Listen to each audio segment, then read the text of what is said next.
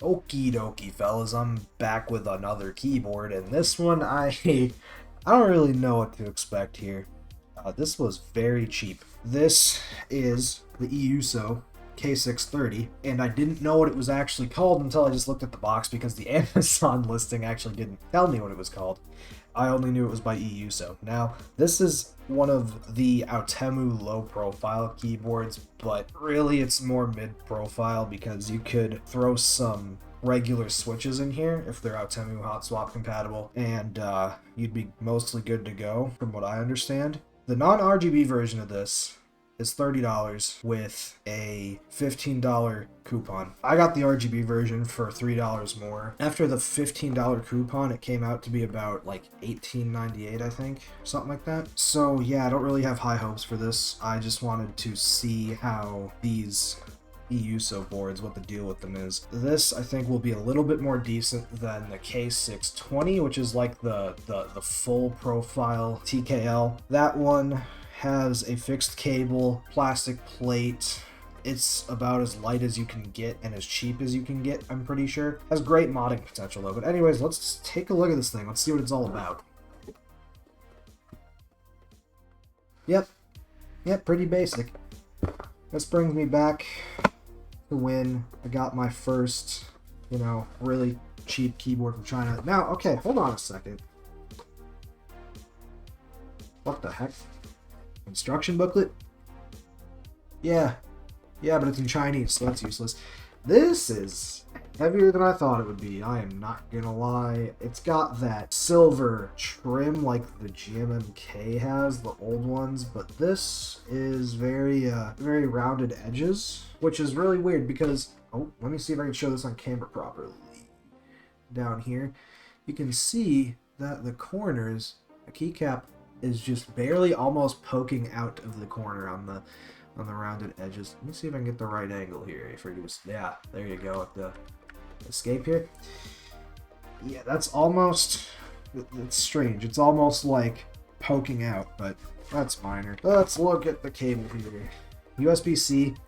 A thing I really like about this, like I said, is the detachable cable, because that's almost a deal breaker for me. This is about the most basic of cables you could get. It probably works, but it's not great. I'm not going to use it. Does not come with a switch puller, keycap puller, nothing. You just get what you get. Keyboard and cable. Alright, here it is. First of all, this thing is actually really low profile, and I did not expect this. Forgot to take into account that the actual case, look how thin this thing is. Like, I saw how thin it is, I just did not expect it. It caught me off guard.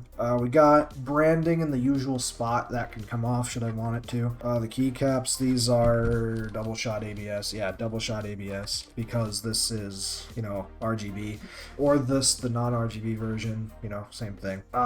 Heavier than I thought it would be.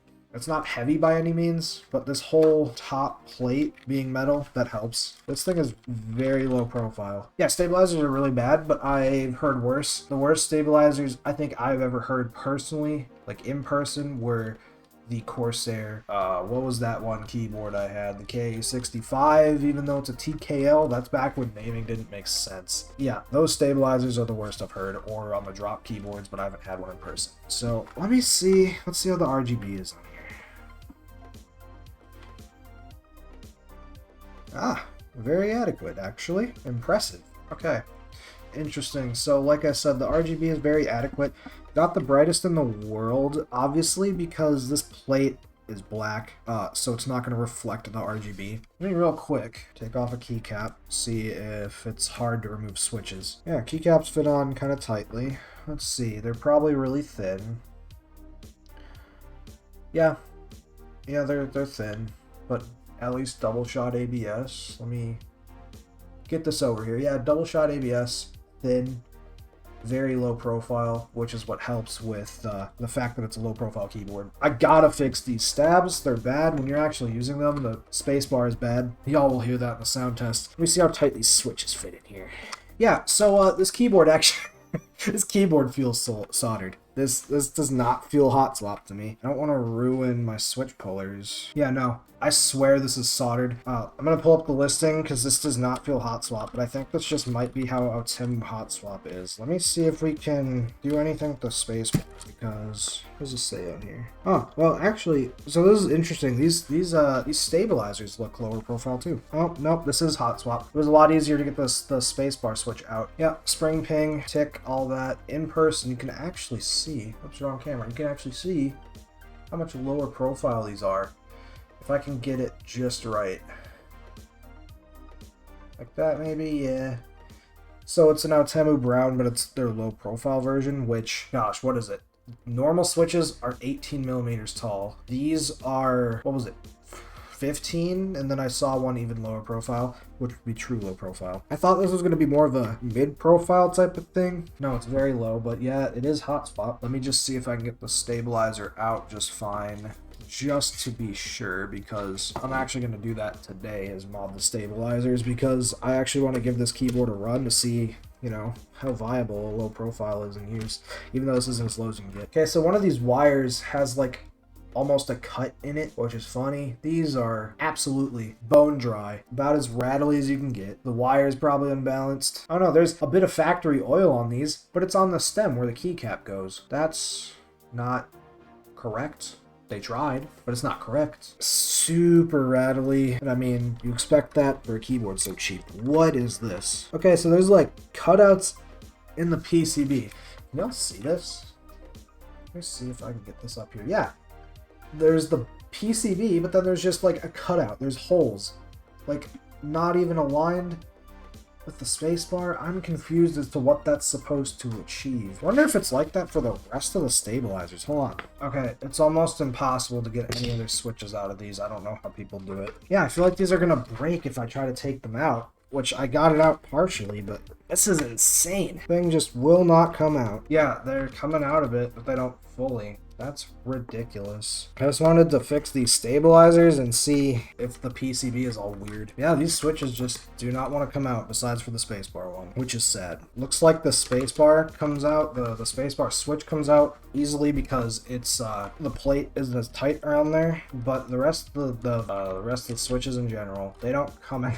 Like, they come out, but I haven't been able to get any besides the spacebar to come out yet. Yeah, if they made some low-profile Temu silent switches so I could keep the profile of this keyboard the same, I think I would make this my travel board, because though it is heavier than I thought, it's light. Like, it's really light. The keycaps fit on tight enough. The hot swap sockets are super tight, and this is cheap enough to where I wouldn't mind breaking it, you know? But I like how this generally feels. You know me, I like brown switches. These are a little bit rattly and scratchy. When I took one of these out, it did have spring ping, but I'm not hearing it in the keyboard yet. I wonder if I ever will. Yeah, this guy has potential. If I can figure out how to properly take these switches out, it'll be great, because the actual whole form factor of this thing is really nice, actually. Like, it feels drastically lower than my Keychron V1, especially because I was using MT3 on there. The fact is, you can go lower profile than this, something like the Keychron K3, I think it is, and also, there's a new TKL on Amazon that I haven't seen around until recently, and it's about $30, and that uses like truly low profile switches. And I also think they're silenced, because they're linear, they're red switches, but they, from what I could find, which is barely anything, they sound legitimately like dampened. I was tempted to pick that up too, but I just stuck with this for now because I wanted to check this thing out. It's really sad that I can't get any more of the switches out properly. I don't know how I would get different keycaps for this. I'm sure actually cherry profile would work great on here. Yeah, not too much to say about this. If we're gonna nitpick the sound, it's hollow. This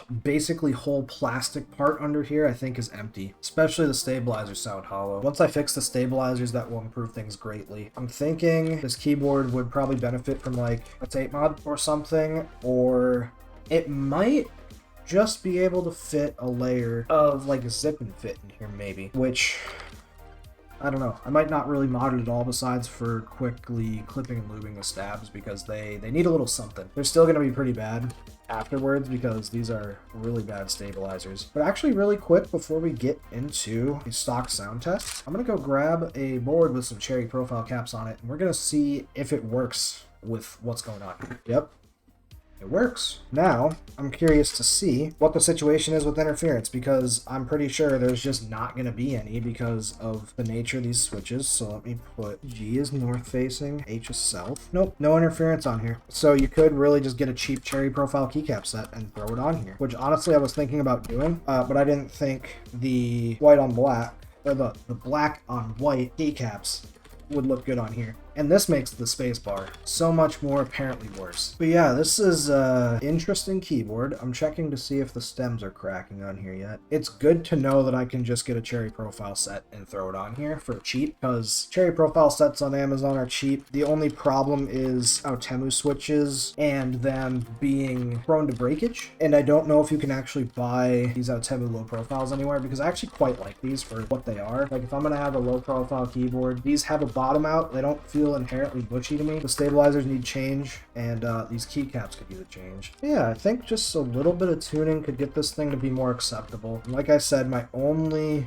concern for a major point of failure, besides one of the keycaps looking like it's already going to crack at the stem, is the fact these are Outemu low profile switches, and like I said, I don't know where to buy these anywhere, and they also could end up being too expensive for what they are, I have a feeling. But as long as these stay working for a good while, I mean, it's a under $20 keyboard. The I Love B i61 blows this out of the water stock any day, but I did have a friend who bought one, and his stock switches, I think it was about 3 of them, started missing actuations after less than 2 weeks, which seems to be like one of those weird things with Outemu switches where they either can last a pretty long time or just die really quick. But again, we don't even know if they're made by Outemu or if they're manufactured by them. I realistically do think that this board has a little bit of potential, especially if you save a few bucks. Go for the one that isn't RGB, but it just has, you know, the multicolor by row type of situation going on. Quite honestly, for what this is, it's comfy to type on. The distracting thing is the stabilizers, really, but like I said, they're better than the ACR 61. Though, like I said, once I do tune these, they are still going to be pretty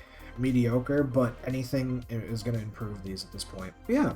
For $15 to $20, this isn't terrible at all, honestly. It takes a little work depending on how much you're going to strive towards getting closer to perfection. You're not getting it with this board, but yeah, this definitely isn't something where I'm like, oh, this is awful and I'm just going to return it. I kind of thought that it might be something I might end up returning, but I like it. Yeah, thanks for watching, everyone, once again. Here's a sound test. Stock. No mods yet.